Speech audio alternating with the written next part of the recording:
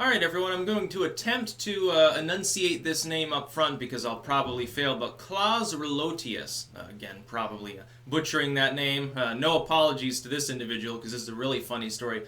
Der Spiegel over in Germany, you know, that tabloid basically that talks incessantly about politics and how bad populism is and how great Marx was, essentially. One of their top journalists, who actually, I think it was 2004, got a CNN Journalist of the Year award. He's had to give that up. He's gotten several other awards. It turns out that not only was he a purveyor of fake news, but he chronically made up everything in his news stories.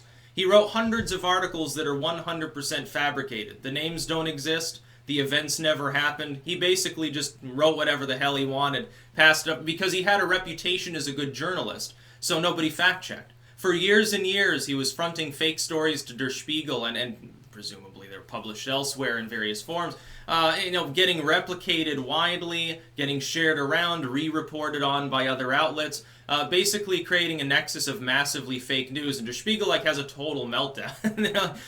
We're really sorry about this. CNN, you might want to rescind his Journo of the Year award from, again, from the middle of the 2000s. It's like, okay. So in the journalistic world, these people are supposedly 100% credible. There's no dishonesty of any kind, no bias of any kind. Everything's just peachy keen.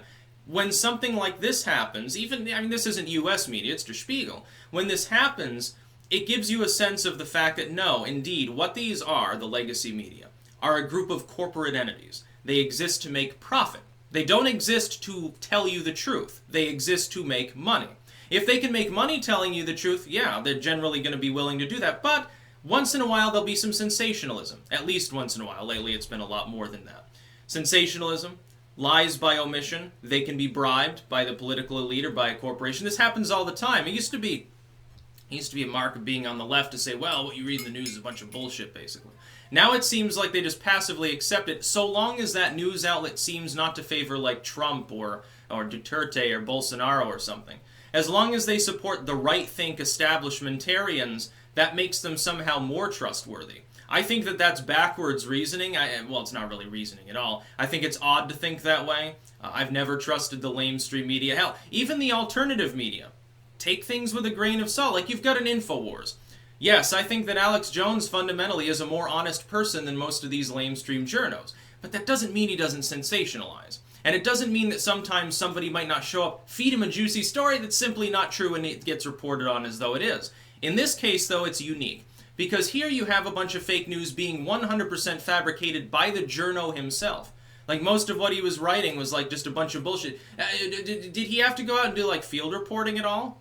or did he just sort of sit there in his den and he's like, yeah, I should probably write an article today. I'm going to write an article on a bunny hunt in Antarctica, and here's this nice fluff story, and here's the dude that totally resembles me, and he's the hero, of course. But I'll use a different name. It's not Klaus Relotius, it's Laz Sclerodius or something like Sclerodium. And it'd be a really funny story. And so it seems like he just made literally everything up. What a cushy job he had. He probably got to rub elbows with all sorts of politicians and stuff, and he's an establishmentarian guy. I think some of his work was actually like, hey, Orange Man Bad style work, wasn't it? I think. Maybe somebody can link me to some of that.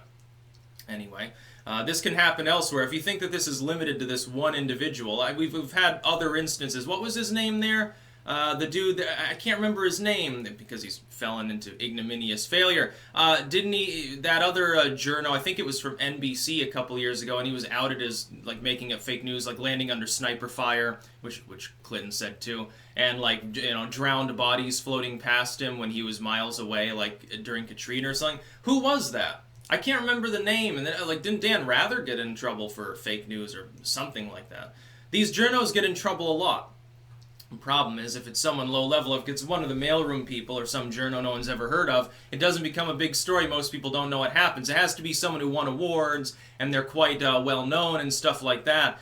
Somebody like that has to do stupid shit in order for that to be a targeting feature of the legacy media. Meanwhile, the alt media, it's like, if I'm talking about something, I get one minor detail wrong, and all of those missing link media people will breathe down my throat. Something like this happens, like, Yeah, that's regrettable. It's good he's fired, and then they stop talking about it, and that's always very funny.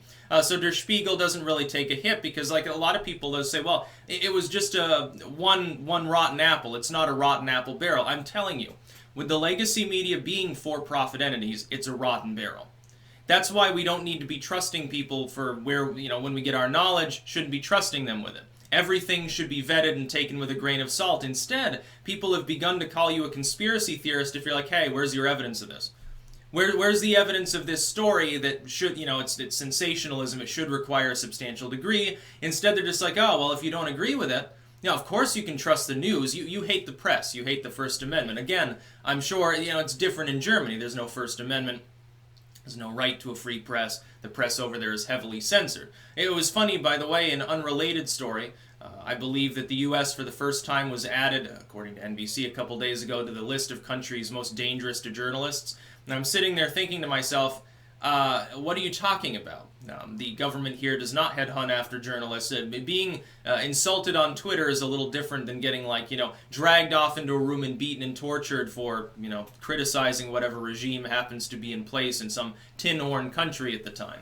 If you think that conducting journalism is dangerous here, just wait till you see what happens to journalists in the UK, where they can be thrown in a jail cell for extended periods on bullshit charges, and then people will actually excuse the government for doing so, and then they'll have a kangaroo court trial that causes it, and then they won't even apologize after when they realize that they actually overstepped even their own bloated legal system. It was very funny. Of course, I'm speaking of Tommy Robinson.